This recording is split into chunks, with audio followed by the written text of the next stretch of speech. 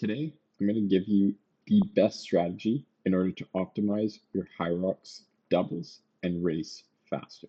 I want to start off by saying that race strategy is, of course, important for both singles and doubles in Hyrox, but the big benefit with doubles is you get a lot more flexibility in terms of how you're splitting things up with your partner, and there's lots of great room to make tactical decisions that can make big changes in your overall race time. So I want to start off with a few key considerations that will be big factors in our race strategy. And to me, there's three big questions here. So number one, who is more fit overall? This is probably your number one most important point. Number two, who is the faster runner? Again, this is going to be the next most important thing. And then final consideration here is, does either partner have any weak or strong points on specific stations compared to the other partner? We'll definitely want to be considering those and adjusting our strategy accordingly. Before we dive into each station, I want to give you a couple of high-level principles for organizing your strategy here. So number one is that in almost all cases, the person who is the stronger runner should be going last on each station. And the reason for this is that, if the weaker runner goes last, then they're going to be hurting from the station while the stronger runner is recovered. So, the running at that point is incredibly easy for the stronger runner, while the weaker runner is really hurting coming into the start of the run. So if you do it the other way around, where the stronger runner is hurting a little bit, then they're going to have to slow down the running pace a touch in terms of what they're capable of, and with the weaker runner being a little bit less fatigued and having that recovery at the end of the station, they should be able to run harder at the start of the run. So that's the idea there. And finally, when it comes to how often we want to be switching, as a general rule, switching more often is usually a good thing, and it's going to help us reduce the total buildup of fatigue in both partners on the team. So with that, let's dive into some tips for each station and how to split up each station. So number one, we've got ski erg here. There are a couple different options. And one important thing to think about here is that it's a pretty easy station to transition. So, I wouldn't recommend splitting it in half. A couple different options here are, every 250 meters, 200 meters, you can go 167 or 125 meters. So just to give you a quick idea, these aren't random numbers. If you do 250 meters, you got 4 segments between the two of you. If you do 200 meters, 5 segments. 167, you're looking at 6 segments. 125, 8 segments. And, one of the interesting things you can do here is if you take the 200-meter example, where you've got 5 segments, if you have a big fitness gap between the two partners, or just one partner is a much stronger runner, then you can have the stronger runner or more fit person starting off. So they're coming in right off the run. Weaker runner gets to recover a little bit. They do the 200 meters, and then they're also going to be finishing the station doing the 200 meters. So again, this goes back to what we were talking about with the running earlier and wanting the stronger partner to be finishing the stations. With that, let's move on to sled push. I would strongly recommend here half lanes.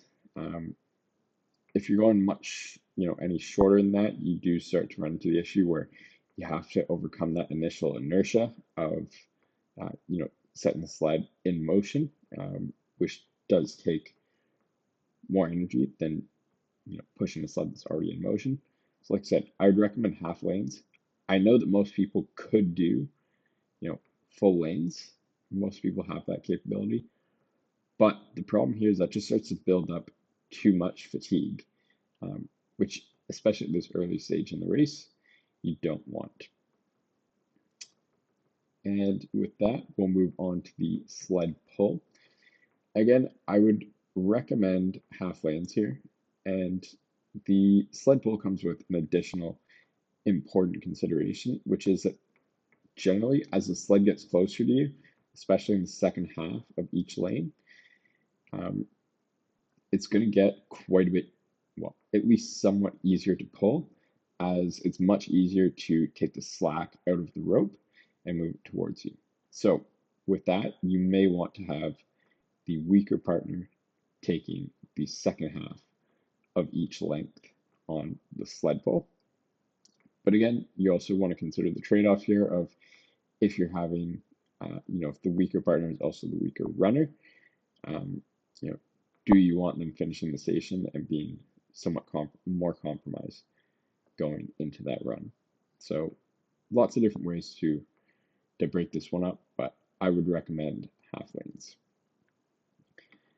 As far as burpees here I go, this is one of the ones that fatigue can build up very quickly. You can spike your heart rate very high.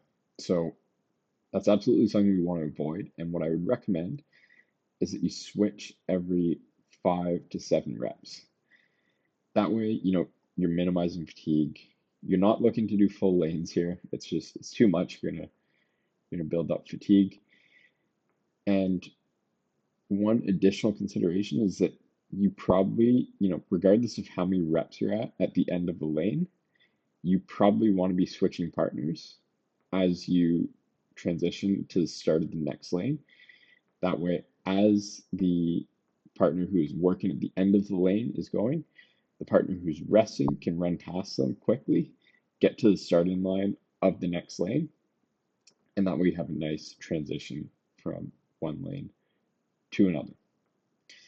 And the key thing here is overall speed. So doing short bursts and recovering is going to be the way to go, rather than trying to grind through as many consecutive reps as you can.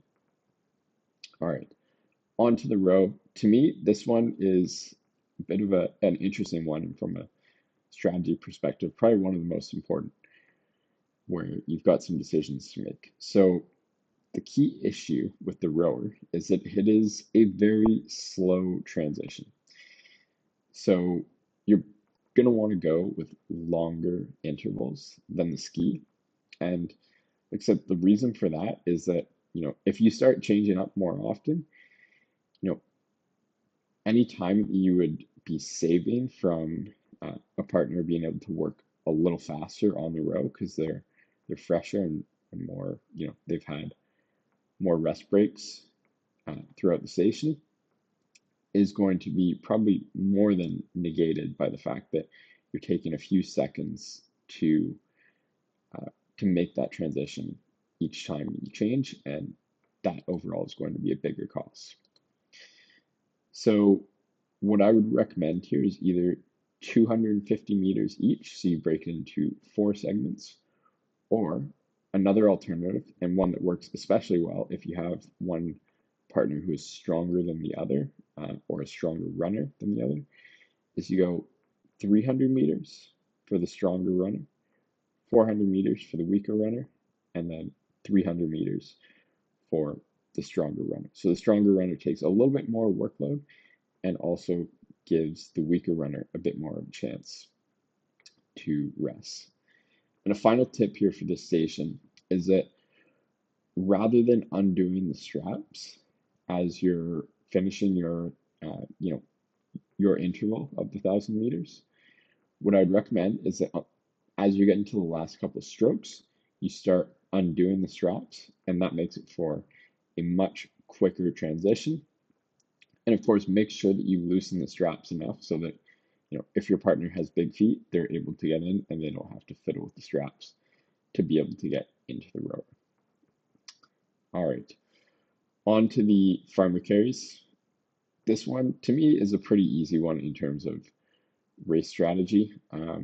it is, of course, the quickest station by time in Hyrox.